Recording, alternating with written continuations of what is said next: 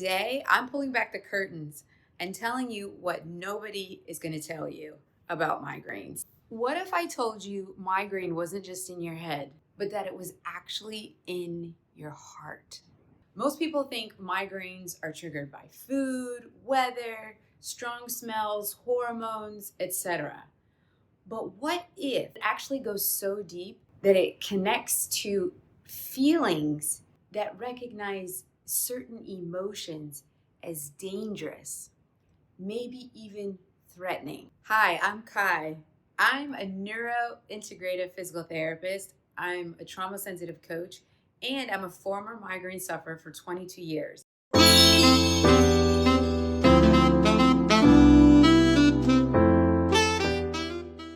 Listen close, get comfortable, settle in, because by the end of this video, I'm going to explain to you a concept that your doctor is never going to explain to you.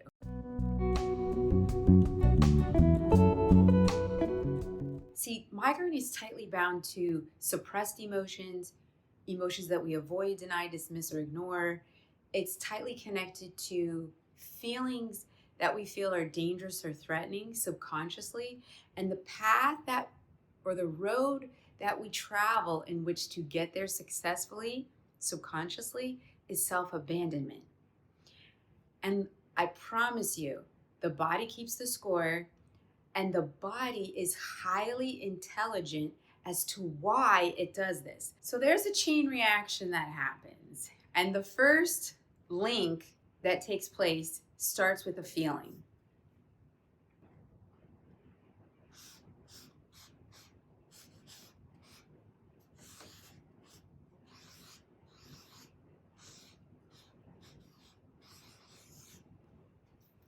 For example, I feel heavy in my chest, or I feel a tightness in my throat.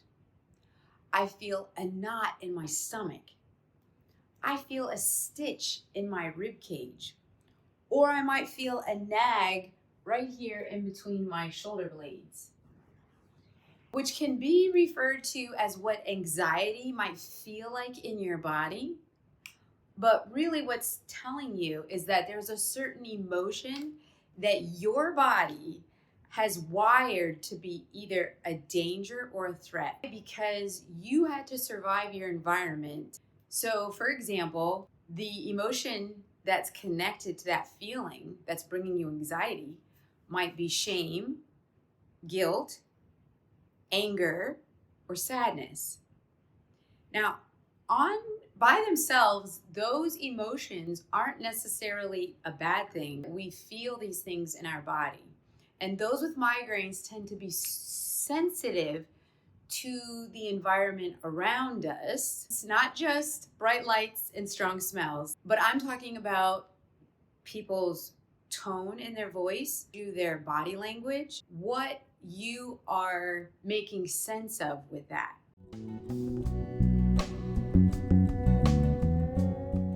The area in your brain that processes emotions is actually the same area of your brain that releases CGRP. Okay, so I'm just going to put this over in the corner. CGRP.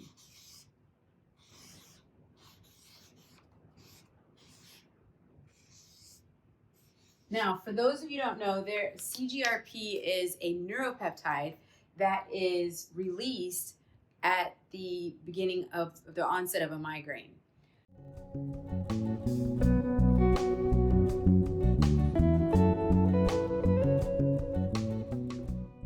So what is interesting is the same area of your brain that releases CGRP is the same area of the brain that processes emotions, especially the part of your brain that makes sense and interprets social interactions and social settings, okay?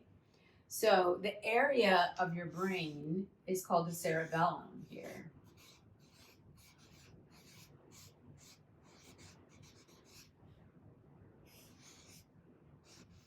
Now, I find that super interesting because being a physical therapist, the cerebellum is where you also have motor control and balance.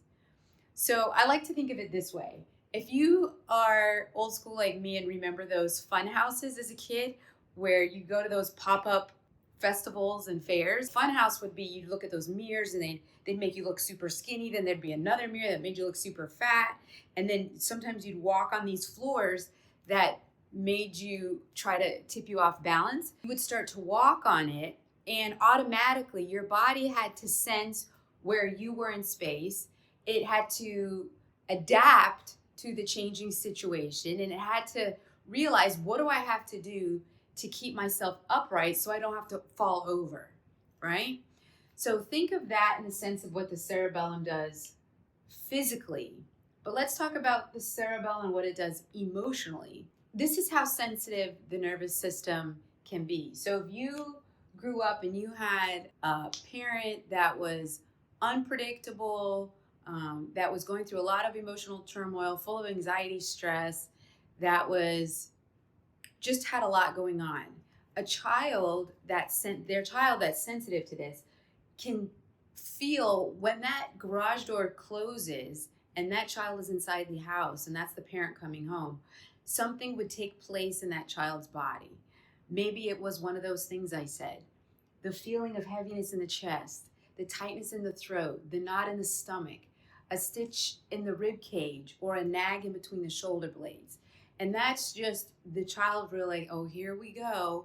What kind of mood is mom in today? And I've even had clients that said they could tell by the way the parent drove up the driveway and into the garage, the way in which the car door was slammed, the way in which the rustling happened, the way in which the door was open. They knew already what kind of night it was going to be with that parent coming home. And so that's your cerebellum being able to process emotionally and make sense of and interpret what that sensory input meant. So it's the same thing when you go into a setting or you're in a conflict situation that you don't want to be in, or you're talking to somebody that has a certain tone of voice or body language that triggers you a certain way. Your body remembers the same triggering of that same emotion from way long time ago. And guess what? When the body gets that signal, because that memory went ding, ding, ding, that alarm went off, your amygdala sent off that alarm, your body says, Houston, we have a problem. Now, one thing common amongst migraineurs is that they are very attuned to how they're feeling. In the medical world, they call this the CC, the chief complaint. Like, what is your chief complaint? Where is the pain? How does the pain feel? How is the progression of your pain? All of that. It's always, how am I feeling? But what migraineurs fail to ask themselves is, why do I feel this way? That's the clincher. It's always a feeling that we have before a thought comes into our brain. The second thing is a thought.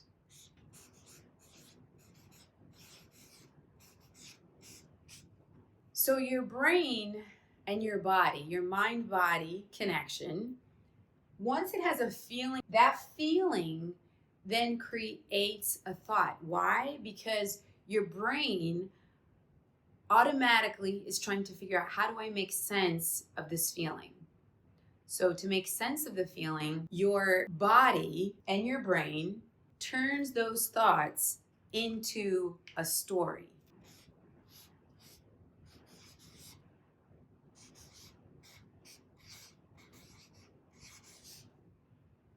So the feeling creates a bunch of thoughts usually. And with migraineurs, there's such thing, and not just migraineurs, but a lot of people, okay? But I'm specifically talking to migraineurs and how this is going to help free you, okay? So when you get a string of thoughts trying to make sense of that feeling, that's where rumination comes in. That's where mind looping comes in. And every migraineur knows what it's like to ruminate and mind loop. You put enough thoughts together and up comes a story. From the first memory that your mind body has of that emotion being a danger or threat, it created a story to survive. That's how you survived your childhood. So with your undeveloped brain, because your prefrontal cortex isn't fully developed till your mid-20s at least, right? So let's say you're a kid or you're adolescent and you're trying to make sense of this stressful situation because it was too either traumatic, it didn't make sense, it was too mature for you to wrap your head around. So what ends up happening is, as a kid, you bite off a little piece of what you can actually process emotionally, which isn't the whole story. The rest of that story, what got put in the fridge, because that's where we put leftovers, right? For later, we'll save it. What ends up happening is years, decades later, whatever you put in the fridge to deal with later starts to rot. The story that you developed wasn't necessarily 100% true. At whatever time you had your first memory that connects you to that feeling, whether it be shame, guilt, anger, sadness. And if you haven't gone back sometime in your life to process properly that story and bring that little piece that you chewed off and connect it to what the leftovers were in the fridge to create the true story, you are living in a survival response, maybe even as a 40 or 50-year-old, and it's based on how your body protected you, which is a very small portion of the whole truth, which isn't the whole truth. Your body is speaking to you. I mean, right from the get-go, the first thing, the feeling, your body is speaking to you. But because we've learned to suppress emotions as a survival response, when our body is speaking to us with a feeling in our body, we have learned to ignore it, suppress it, avoid it, deny it, dismiss it, because if we were to engage with those emotions, if we were to verbally express how we were feeling about those emotions, somehow we would have been rejected, we would have been criticized, we would have been judged, we would have been punished, we would have gotten in trouble, or we would have somehow, a projection of like an attack would have been put on us. And that's how our body was able to link this feeling being a danger or a threat. Your body is very wise. Your body is very intelligent. And if you're listening, you can hear these cues and you can respond appropriately to them way before your body goes into a migraine. What are some examples of stories? How have we taken these thoughts and made sense of them and created a story? We might have said, it's my fault. I'm to blame. I'm bad. Like, for example, kids that have gone through divorce, that's how they somehow try to make sense of that feeling of anxiety when they know their parents are going to split up.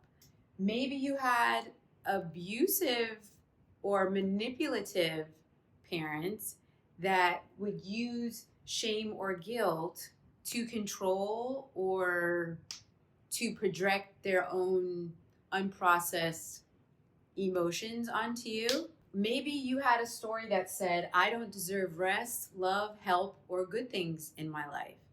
And some examples that I've had with clients is they had a family environment where you as a kid, if you were caught like laying around watching TV, watching cartoons, it was unacceptable because everybody has a responsibility in the house and they always felt like they had to be doing something, they had to be fixing something, they had to be doing chores, and the thought of lying down and relaxing and one of their parents walking by would trigger that. And so we learned that rest, we don't deserve rest. Maybe it was you had a duty role responsibility. I had another client that was the oldest girl and had 3 younger brothers. And she was the one that would have to be the one that folded all the laundry for the whole family while all her younger brothers were outside playing and being kids. And she would have that burden on herself as a single-digit little girl, single-digit age little girl. And very stressful and very emotionally taxing and overwhelming. And so that's when you feel like I don't deserve help because this is all on me. It's my duty, it's my role, it's my responsibility. And I don't get to voice my opinion that I'm a little girl and I want to play just like my little brothers. Why can't I? You might also learn from this story that you don't deserve good things. I had another client that had an early memory of maybe being 5 or 6, and her dad had a big plate of sweets, and he said to her, "Which one do you want, hon? Pick whichever one you want." And she picked the biggest one, right? Why not? And he automatically would respond to her, "How could you do such a thing? Don't you know you have younger siblings and other people that are hungry that might want that one? Don't take the biggest one. Take another one." And so that streamed a story that I don't deserve good things or the best of anything. Are you picking up what I'm putting down here? How this works? If not, keep listening. Another story that you might have created is, "I'm a burden. My existence on this planet is a burden to others around me." Or maybe it's, "If I speak up, I'm going to get rejected. I'm going to get criticized, judged, or excluded from the tribe." Or maybe the story you learned was that love is tolerating all sorts of demands, unfair situations, abuse, and basically living in fear. Love is tolerating whatever it is that's negative, because if I'm going to love hard and well, I'm going to tolerate a whole lot that I really don't deserve. Maybe that was your story. So the fourth one.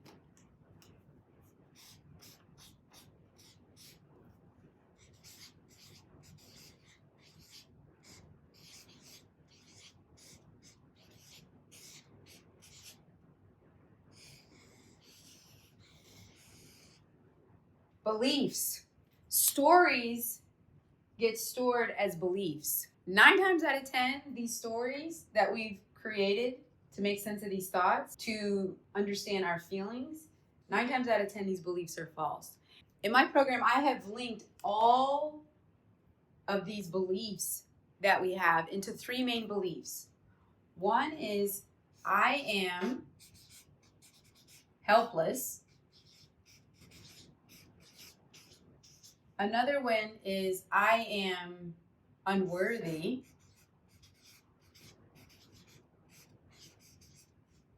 And another one is, I am unlovable.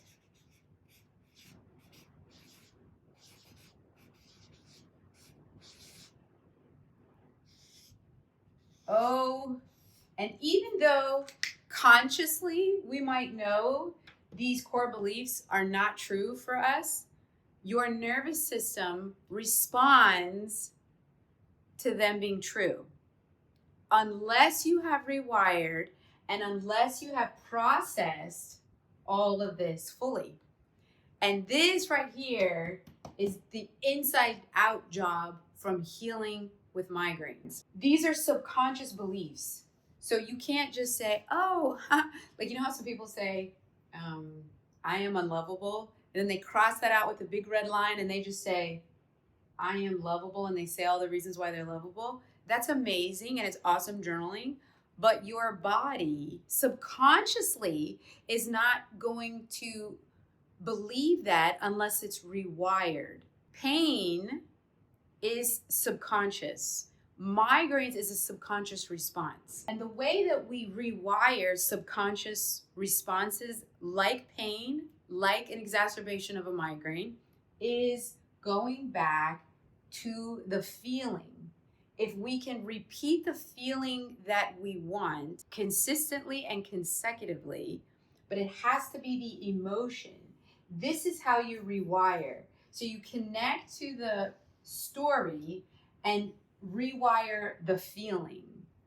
You picking up what I'm putting down? Survival's a response, okay? So the feeling that goes to a thought, that goes to a story, that goes to belief, and puts us here, this sends us into survival response. Because your memory, your hypothalamus stores your memories, right? So when you get, and this is all in a matter of a split second, by the way, what I'm telling you and how this goes in the brain. Here's what the hypothalamus, which is where we store our memories, this is what happens. So this feeling that your hypothalamus has registered as a danger or a threat, it will fire out these neurotransmitters that create migraine. For an example, one of them being a neuropeptide triggered when these neurotransmitters are released is CGRP.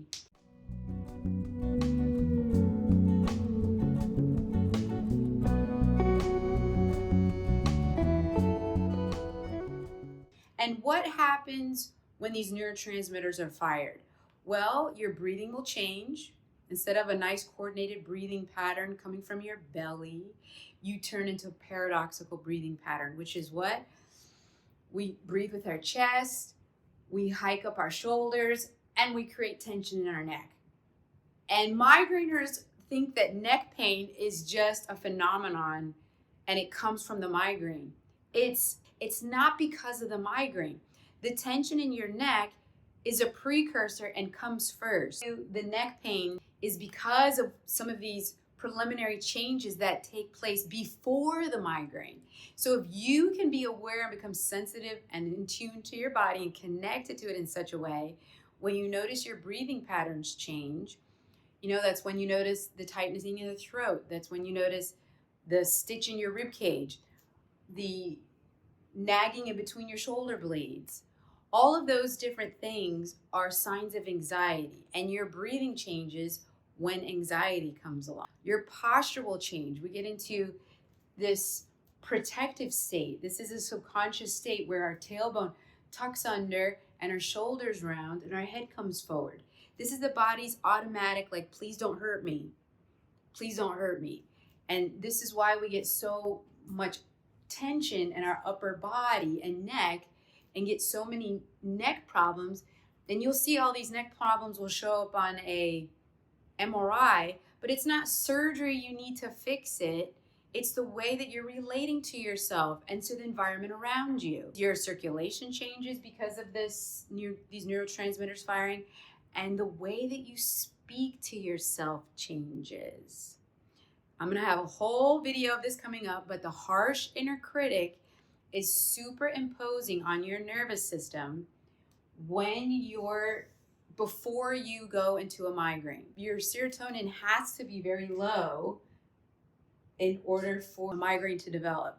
And serotonin is like your feel-good hormone. So of course, if you're feeling these feelings and thoughts and telling yourself this story, believing these beliefs, I'm helpless, I'm unworthy, I'm unlovable, of course you're not going to have serotonin or feel-good hormone, right?